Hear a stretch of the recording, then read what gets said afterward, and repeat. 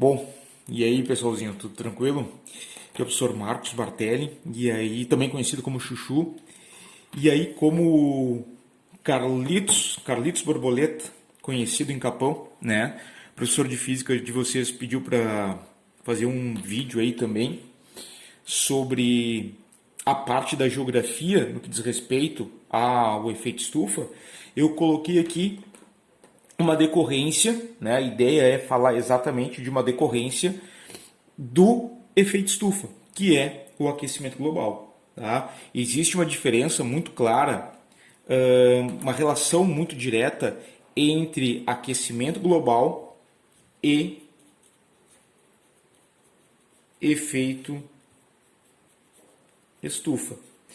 Quando a gente entende aquecimento global, ele sendo uma intensificação do efeito estufa, certo? Então a ideia qual é que é? Que quanto a gente tem um efeito normal, um processo natural, que é o efeito estufa, e esse efeito estufa ele acaba sendo influenciado ou intensificado, e acho que é essa a palavra, intensificado, gerando o aquecimento global, tá? E aí até foi dito para vocês na aula lá de efeito estufa, do Carlos, né, que a radiação ultraviolenta ela consegue perpassar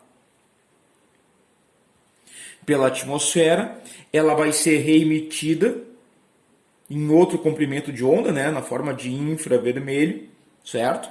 E aí esse infravermelho ele acaba ficando preso na nossa atmosfera, em grande parte por conta da presença dos gases de efeito estufa.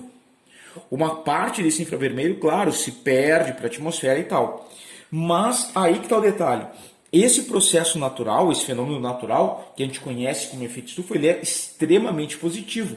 Sem o efeito estufa, a temperatura média no planeta seria de 17 graus negativos. Graças a ele, nós temos então uma temperatura positiva no planeta.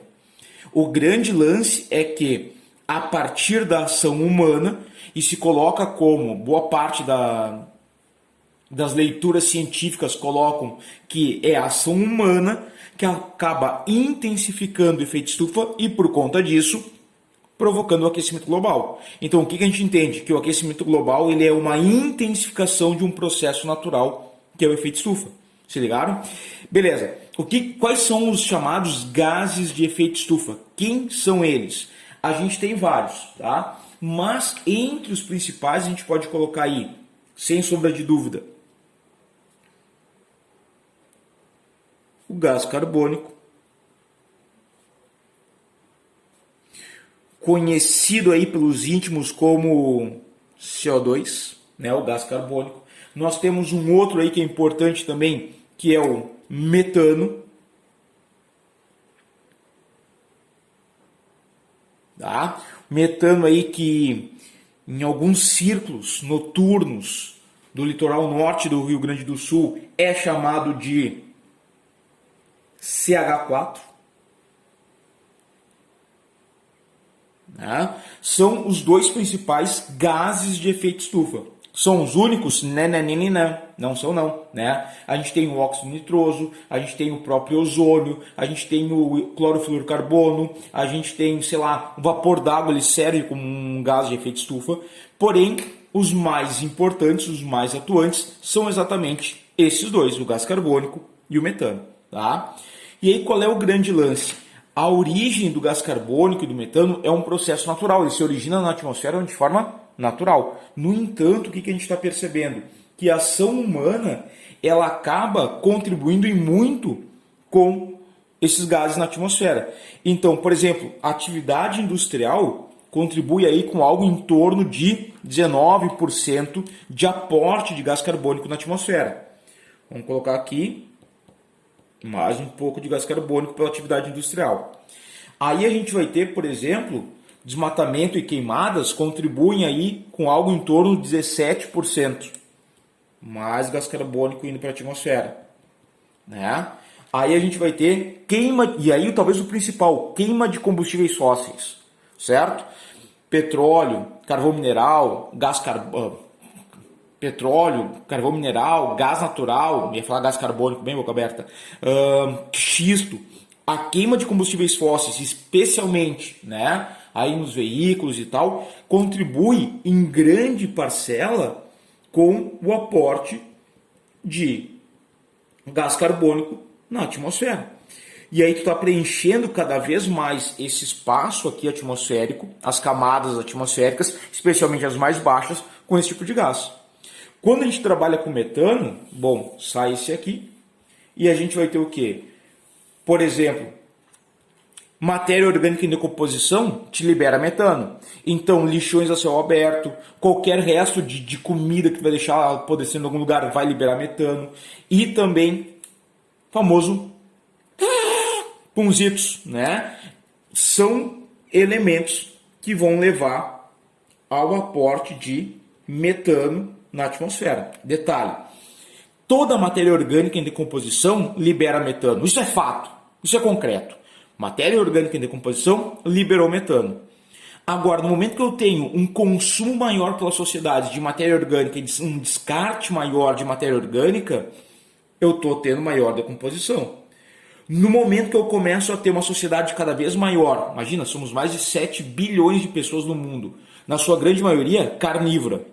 Eu preciso aumentar os meus rebanhos para alimentar essa população. Quanto maiores os rebanhos, especialmente aí dos ruminantes, por exemplo, né, gado bovino, eu tenho esse gado, né, liberando o famoso traque, e aí o que vai acontecer? Tu vai colocar mais metano na atmosfera.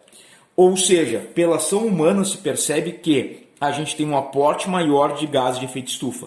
No momento que eu estou dizendo isso, qual é o grande lance que eu quero falar? É que a quantidade de infravermelho preso na atmosfera acaba sendo maior, e esse infravermelho que se perde para o espaço vai se perder numa quantidade de cada vez menor. Fato, se eu tenho maior energia infravermelha presa na atmosfera, eu tenho um aumento da temperatura. E é nessa relação direta que a gente vai ter o aquecimento global. Para vocês terem uma ideia, olha só, a temperatura média do planeta em 1860 era de 13,5 graus Celsius. Em 1950, quase 100 anos depois, a gente vai ter 14 graus Celsius. Aumentou. Vai dizer, aumentou pouco, aumentou meio grau. Cara, mas meio grau na média planetária é muita coisa, tá? 2000, a gente vai ter aí uma temperatura de 14,5 graus Celsius. Ou seja, olha aqui, ó, já aumentou 1 grau. 2018, 14,8 graus Celsius. E a gente está se encaminhando para quê? Para um aumento constante das temperaturas ano após ano. E aí é nessa lógica que a gente entende que essa maior quantidade de gás carbônico, de metano, a partir de ações humanas sendo despejadas na atmosfera, tu vai ter como resultado uma intensificação do efeito estufa e, portanto, o aquecimento global. Certo? Quem é que mais contribui aí para essa quantidade maior de gás carbônico na atmosfera? Em primeiro lugar, China. Em segundo lugar, Estados Unidos. Em terceiro lugar, os países da União Europeia. Tá? A União Europeia como um todo. Se a gente fosse diluir a União Europeia, esse bloco econômico, ali entre Alemanha, França, Itália, Espanha, bom, aí a gente teria a Índia aparecendo em terceiro lugar. Tá? A Rússia também está nas lideranças, o Japão aparece aí, mas a União Europeia como um todo, ela fica em terceiro lugar. O que a gente percebe daqui? São países que têm grande quantidade de indústrias, utilizam em grande quantidade combustíveis fósseis e, portanto, contribuem de maior escala para o aquecimento do planeta. Bom, sempre que se fala em aquecimento global, a gente pensa no quê? Consequências, né? Quais seriam as consequências desse aquecimento global? Eu posso colocar aqui, por exemplo, obviamente, né, o aumento da temperatura, fato, né, a gente está percebendo aqui, né, e um detalhe interessante, segundo algumas previsões aí, se nada fosse feito, se não houver combate nenhum ao aquecimento global, até 2100, vou colocar aqui, ó, vamos fazer assim, ó, 2100, vamos colocar essa data futura aí, 2100. Se nada for feito, vou colocar duas situações, ó. Se nada for feito, absolutamente nada, nem políticas, nem ações individuais, zero, ó. A temperatura média do planeta, ela chegaria ali, a previsão é de chegar, de ter um aumento nessa temperatura aqui de mais ou menos 5 graus Celsius. Ou seja, a gente chegaria em 2100 com praticamente 20 e poucos graus de temperatura média no planeta, o que é muito.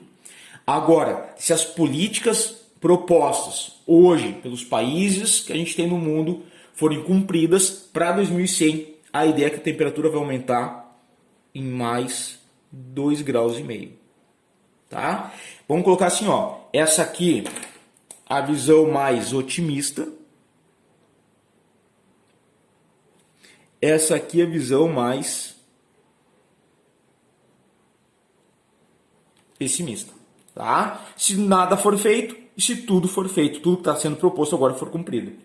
Qual é o grande fato? A gente não tem mais como anular o aquecimento global. Ele vai acontecer, né? Agora, se ele vai ser mais intenso ou menos intenso é outra questão. Bom, olha só, além do aumento da temperatura, vem todas as consequências disso, certo? A gente vai ter alterações na circulação, vou colocar aqui, ó, circulação atmosférica e oceânica. Por exemplo, a gente tem maior ocorrência de furacões, né? Em locais que nem eram tão comuns começam a aparecer, os furacões ou ciclones tropicais vão aparecer de forma mais intensa, mais frequente, a circulação oceânica começa a ser alterada, eu tenho derretimento das camadas de gelo, derretimento aonde? Em topo de montanha. Eu tenho no Ártico, especialmente no Polo Norte, né? Se acredita que o Ártico no verão de 2040 no Ártico, ele não vai ter mais água congelada, ele vai estar desaparecendo, seguindo esse aumento, essa tendência de aumento de temperatura, né? Eu tenho aqui elevação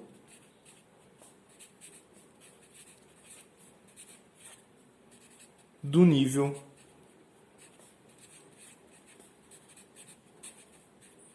dos mares. São algumas das consequências que a gente tem em relação ao aquecimento global, caso nada seja feito, certo? Porém, o seguinte, o que acontece? E outras, né? E outras que vão aparecer a partir daqui, mas eu só simplifiquei. Acontece que, tu vai perguntar assim, tá, mas não tem como evitar então? Tem. Evitar não tem mais. A gente pode mitigar. O que é mitigar? É minimizar os efeitos desse processo. Primeira estrutura que a gente teve, política internacional, para resolver... Caneta falhou. Para tentar atenuar o aquecimento global, foi o chamado Protocolo de Kyoto. O Protocolo de Kyoto vai ser criado lá em vamos colocar aqui, ó, 1997, certo? E aí o que se colocava? Que os países desenvolvidos... Isso aqui é interessante, hein? Olha só, os países envolvidos tinham metas obrigatórias para reduzir as emissões de gases de efeito estufa, mas apenas os países envolvidos. E aí, claro, por exemplo, Estados Unidos vai ser um cara que vai dizer assim, não é justo, porque se o desmatamento também contribui, por exemplo, para a liberação de gás carbônico, um dos países que mais desmata no mundo é o Brasil. E aí o Brasil não tem, como é um país subdesenvolvido, não tem metas obrigatórias. Não é justo. E aí, no debate, o que acontece? O protocolo de Kyoto, que vigoraria até 2020, portanto esse ano, ele praticamente não vai trazer nenhuma grande mudança. Nada de significativo vai ser feito em cima dele. Para isso, vai ser criado um acordo, o Acordo de Paris, que vai ter a ideia de substituir o Protocolo de Kyoto. O Acordo de Paris é criado em 2015, certo? E aqui qual é o grande lance, a diferença do Acordo de Paris para o Protocolo de Kyoto? Primeiro, o Acordo de Paris vem substituir o Protocolo de Kyoto. O Acordo de Paris entra em vigor esse ano, 2020, quando o Protocolo de Kyoto deixa de existir oficialmente, passa então a atuar o Acordo de Paris. Qual é a grande diferença? É que aqui nós temos, vou colocar em vermelho, ó, metas voluntárias de redução dos gases de efeito estufa. Para quem? Para todos, e eu disse todos, absolutamente todos os países. Então, os Estados Unidos vai lá, quando assinou o Acordo de Paris, se colocou lá, né? Foi lá e disse o seguinte: não, na época era o Barack Obama, o presidente dos Estados Unidos. Não, a gente se propõe a tal coisa para redução dos gases de efeito estufa. Aí foi lá o Brasil e disse: não, a gente também se coloca aí. Por exemplo, o Brasil colocou como as suas metas, voluntárias, a questão da acabar com o desmatamento legal, a restauração de 12 milhões de hectares de floresta, recuperação de terras degradadas, enfim, a substituição de combustíveis fósseis por fontes renováveis e limpas, um monte de coisa, né? Fato é que a gente percebe que no Brasil essas metas propostas lá em 2015 não estão sendo cumpridas, e para piorar a situação, a gente ainda vai ter, por exemplo, os Estados Unidos, depois que o presidente Donald Trump assume o poder, tirando os Estados Unidos desse acordo, enfraquecendo o Acordo de Paris. Tá? Mas enfim, chuchuzes, a gente vai ter políticas internacionais e propriamente políticas individuais. Tu aí pode fazer alguma coisa, né, também para ajudar nesse processo. Tá bom? Olha só, foi um prazer aí, espero que tenham gostado. Se não gostaram, reclamem com o Carlos, tá? E qualquer coisa que vocês queiram perguntar, ó, Prof. Chuchu _gel, tá? Pergunta lá que eu mando a resposta para vocês, tá bom? Beijo para vocês, beijo de luz especial no Carlos, maravilhoso, e tchau.